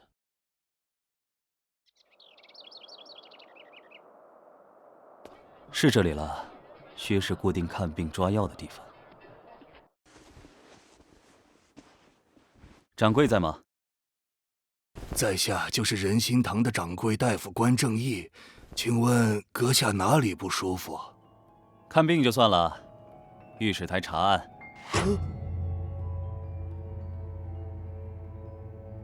不知御史找我要调查什么事啊？你可认识贾伦的夫人薛氏？哦，认识。她总来我这儿看病，我徒弟勉儿还给她送过药呢。哎，小人就是司徒勉，贾府所有人的病都是我师傅给看的，我偶尔也会给贾府的人送些汤药。是什么汤药？哎呀，都是些强身健体、补血益气的方子。贾夫人体弱多病，贾老板吩咐我们弄一些汤药过去。除了平时看病，你们和薛氏可有其他接触？虽然他总来，但每次都是带着隔着轻纱的斗笠。实话实说，我们师徒俩都不知道他长什么样。那薛氏有没有提起过什么事，或者什么人？你知道吗？徒儿也没听说过。贾夫人来的时候都是一言不发，就算有什么要紧的话，也是跟身边的丫鬟珍儿说。那薛氏究竟什么病？贾夫人体弱虚寒，时常头痛，四肢无力，想不到最终还是没能撑过去啊。那我就不打扰了。如果以后有什么疑问，我还会再来的。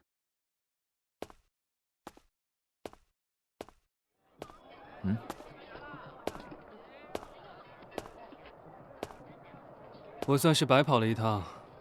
马仙灵不在大理寺，难道他也不在这里？对啊，话说是马仙灵在负责贾伦的案件，可我在这里也待了半个多时辰了，也没见到他。这就是渎职。他是故意的，这件案子不能让别人查，他也打算应付了事。凶手会不会跟马仙灵有关？我看倒是不至于。真可恶！那现在呢？我们要怎么办？先且细看大理寺打算怎么查贾伦的案子。毕竟我们御史台也不好直接插手。至于薛氏的线索，只能等贾伦告一段落再继续调查了。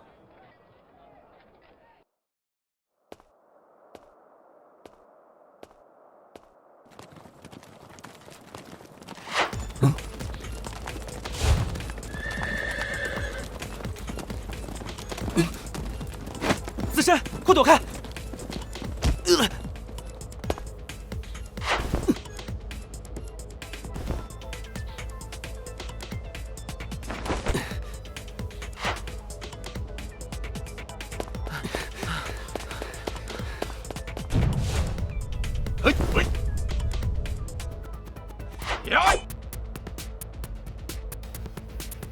啊！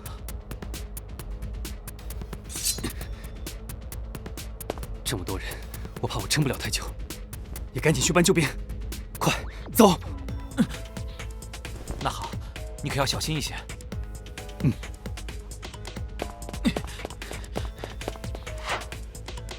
他们的目标果然是我。是。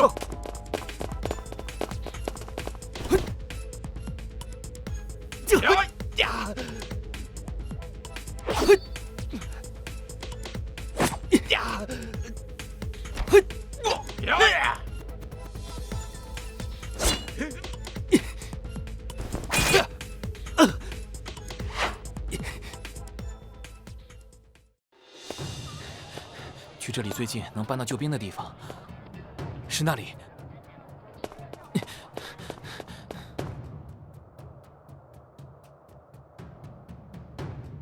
小二，啊，葡萄美酒猪眼改，琵琶弦声无人听。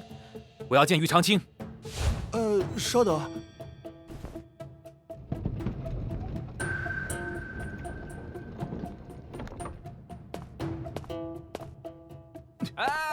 来，下手啊！站住，离手啊！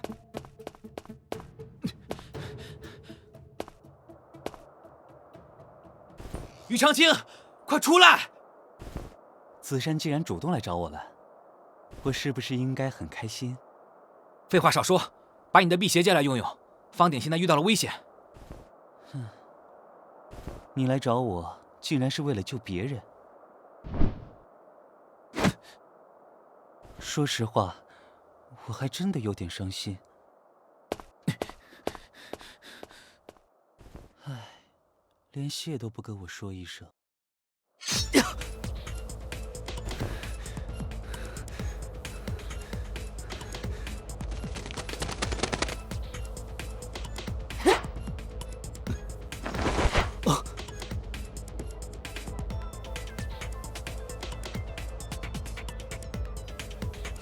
绝影双杀怎么会在这里？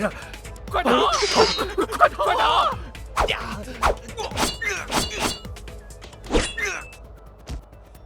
公子，人已经解决完了，我们便回去跟主人复命了。还请二位告诉他，改日我会登门送还辟邪。是。没事吧？也没什么大碍，倒是你怎么会认识绝影双杀？不重要，不重要。走走走，我们赶紧回去上点药。你放心，我一定会把幕后黑手揪出来。我们回家吧。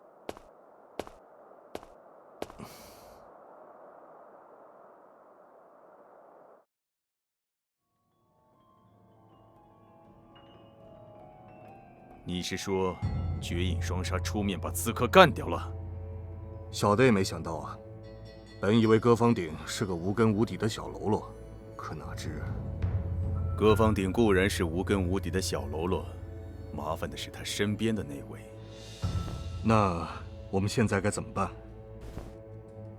我再好好想想。必须要尽快处理掉歌方鼎，否则后果不堪设想。总之，在我下令之前，不要妄自行动，先盯着他，随时跟我汇报。是。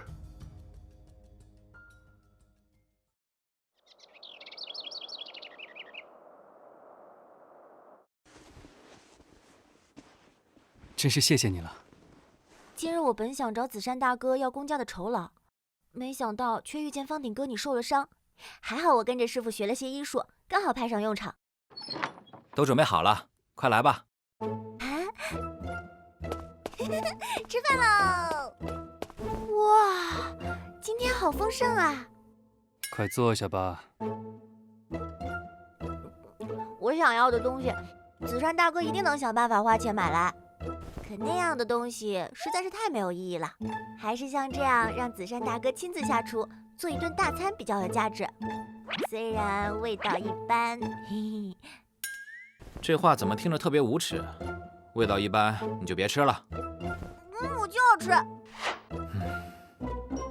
方鼎哥也多吃点哦，反正毒不死。好。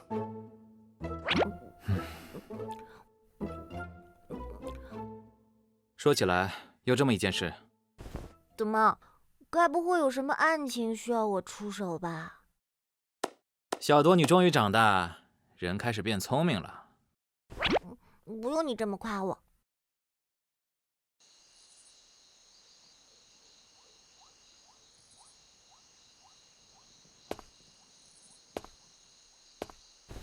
擦下手吧。可有什么发现？那个，你刚刚明明吃了那么多。嘿嘿，我也奇怪，武大御史做的饭怎么那么不抗饿呢？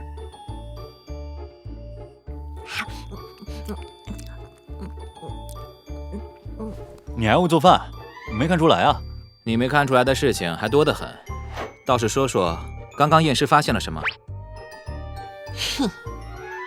哎呀，那个尸体啊，肚子上血肉模糊的，肠子都流出来了，血红血红的，而且还散发着阵阵恶臭，比茅房都还难闻。咦，要多恶心就有多恶心。很好，继续。小多，你好好说话。好吧。死者腹部中了17刀，死因是失血过多。在我查验时，臀部和大腿下侧部都有大片深紫色尸斑，再结合尸体僵硬程度，可以大致推测贾伦是死于10个时辰之前，也就是昨夜的子时。就没发现点别的问题？要说起来，尸体手上没有抵抗伤，而且有很强烈的酒味。昨晚贾伦确实跟2位好友在客房喝得酩酊大醉。根据刘统的供词，他是亥时4刻和家丁张宝一起将贾伦送回房间的。他喝成那样，被人刺杀时反应不过来也有可能。不仅没有反应，连呼救声都没发出。酒喝多了会这样吗？有人千杯不倒，有人滴酒不沾，有人借酒消愁，有人醉生梦死。问题在于，留宿客房的客人证实，当晚院子里几乎没有异常声音。于是我推断，凶手必定十分熟悉院子地形，并且知悉贾伦的醉酒状态。总之，明日先让马主事配合调查，将昨夜子时有不在场证明的人排除，先从没有不在场证明的人开始查起。说起来，我今天在调查仁心堂的时候，倒有些意外发现。是什么？这个关正义并不是什么正经大夫。什么意思？我刚刚从仁心堂出来，就见一个老妇人气急败坏地进了仁心堂。我一时好奇，就进了仁心堂斜对面的小茶摊，远远观察了一会儿。你们还有没有良心啊？抱歉，要不是你们，我女儿怎么会病得这么重？说话呀！这么缺德，就不怕遭报应吗？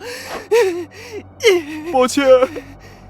哎，小冕也不容易啊，跟了这么个师傅。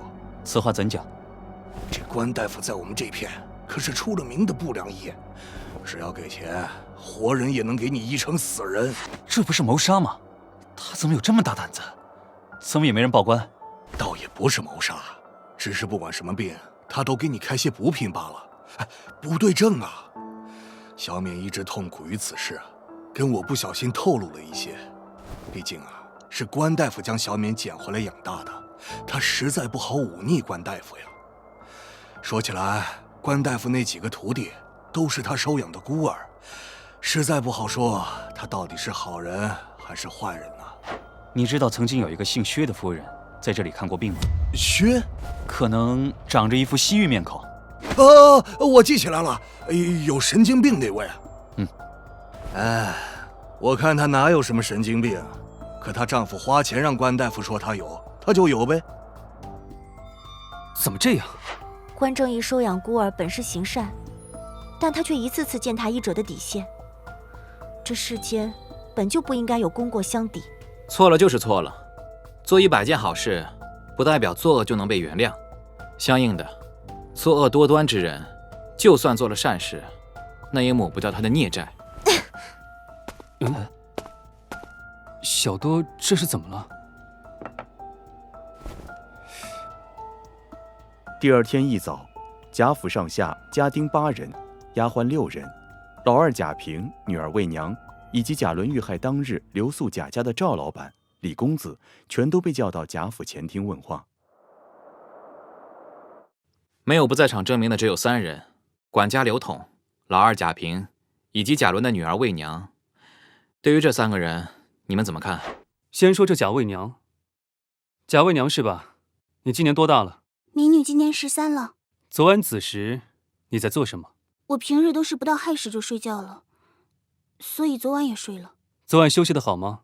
有没有听到什么奇怪的声音呢？我睡觉一向很沉，什么都没听见。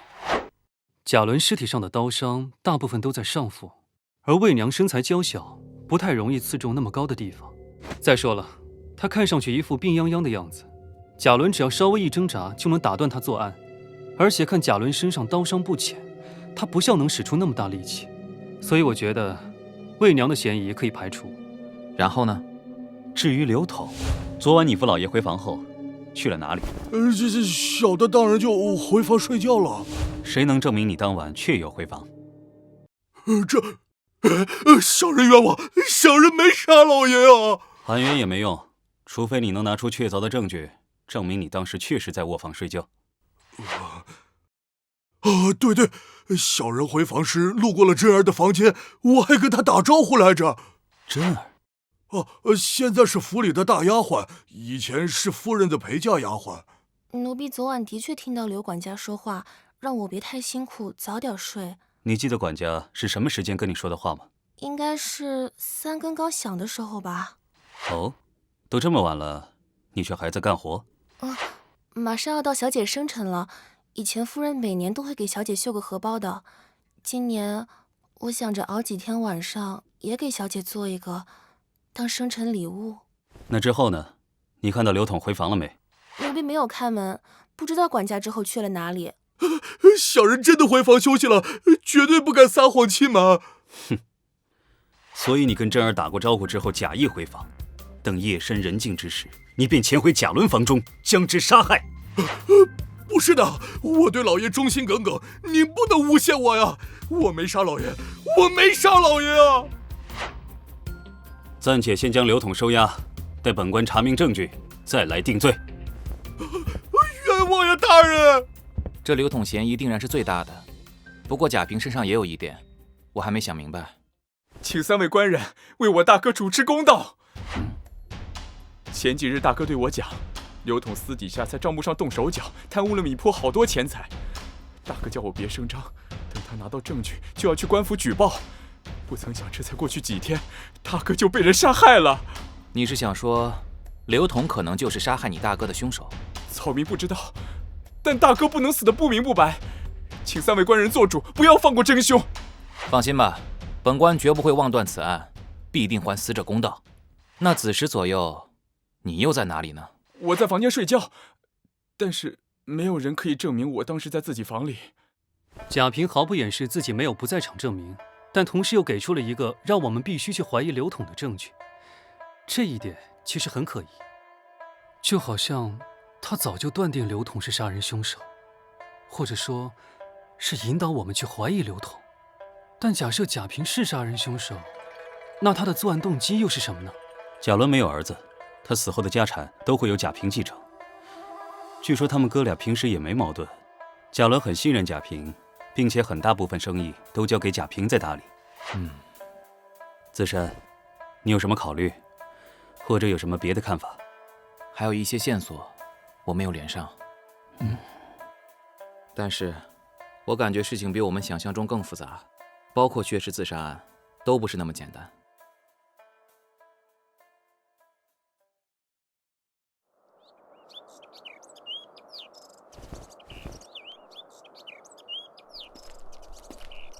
干这事儿会不会被雷劈呀？让犯人逍遥法外，才会遭报应呢。也对。为了争取时间，我们得分头行动。方鼎去那边，天朗会在城东和你会合。你和我走这边。我们魏使者再回到这里集合。我拜托你的事情，可千万别忘了。放心吧，不会的。什么事啊？又跟你无关，赶紧走吧。我，你慢点！吴子珊，等等！这两个家伙可别只顾斗嘴了。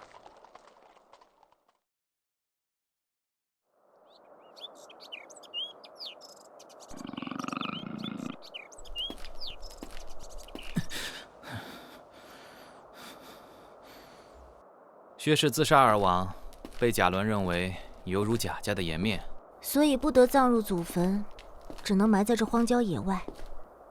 贾伦也太不要脸了，薛氏之死指不定跟他有什么关系呢。就在前面不远了。找到了。刚刚有谁来过？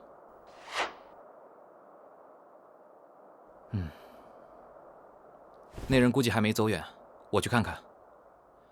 还有你，可以开工了。什么？赶紧啊！要是到晚上都挖不完，你还想在这里过夜啊？不想。那不就完了？赶紧的！吴子珊，你是个大混蛋！天杀的吴子珊，竟让我干这种遭雷劈的事情！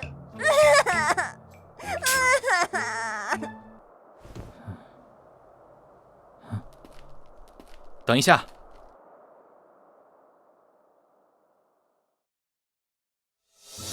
我总是很侥幸的，明知犯错，一直以为你不敢离开我。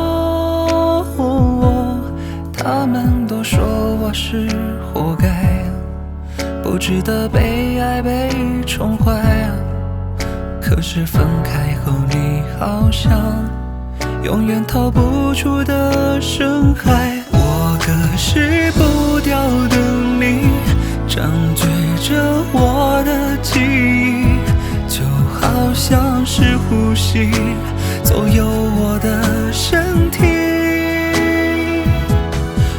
或许时间能把所有伤痛渐渐地痊愈，可是总有时不经意会还原回去。我可是不掉的你，占据着我的记忆，就好像是呼吸，左右我的身体。或许我对你只是一场意外而已，可是你对我却是一场